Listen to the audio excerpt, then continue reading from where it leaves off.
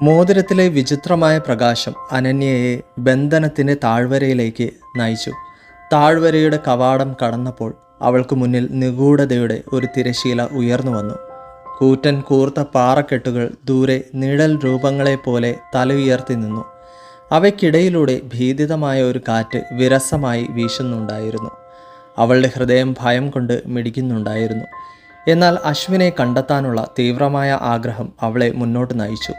മോതിരത്തിലെ പ്രകാശം ഒരു പഴയ തകർന്ന വേട്ടക്കാരുടെ കുടിലിൻ്റെ അവശിഷ്ടങ്ങൾക്ക് മുന്നിൽ നിശ്ചലമായി.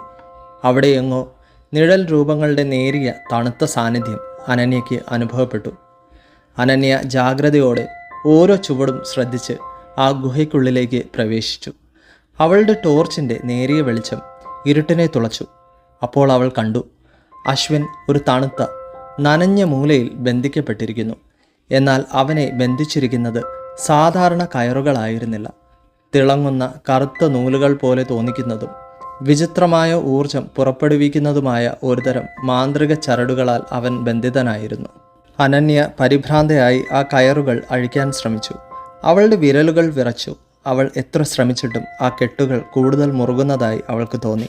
അവളുടെ കൈകൾ വേദനിക്കാൻ തുടങ്ങി. നിസ്സഹായതയോടെ അവൾ ഗുഹയുടെ തണുത്ത പരുക്കൻ ഭിത്തികളിലേക്ക് നോക്കി. അപ്പോഴാണ് അവളുടെ ശ്രദ്ധ ഒരു വിചിത്രമായ കൊത്തുപണിയിൽ പതിഞ്ഞത്. 3 തിളങ്ങുന്ന വജ്രങ്ങളുള്ള ഒരു മോതിരത്തിൻ്റെ ചിത്രം അവിടെ കൊത്തിയിരിക്കുന്നു. അതിലൊരു വജ്രത്തിന് ഭീകരമായ കറുപ്പ് നിറമായിരുന്നു. ആ ചിത്രത്തിന് താഴെ പുരാതനമായ ലിപിയിൽ ഇങ്ങനെ എഴുതിയിരുന്നു: ഇരുട്ടിൻ്റെ ശക്തിയെ തളർത്താൻ അതിൻ്റെ കല്ലിനെ അഗ്നിയുടെ ആലിംഗനത്തിലേക്ക് അയക്കുക. അനന്യയുടെ മനസ്സിൽ ഒരു മിന്നൽ വെളിച്ചം പോലെ ഒരു കാര്യം വ്യക്തമായി. മോതിരത്തിലെ ആ കറുത്ത വജ്രത്തെ നശിപ്പിച്ചാൽ ഒരുപക്ഷെ അശ്വിനെ സ്വതന്ത്രനാക്കാൻ കഴിഞ്ഞേക്കും.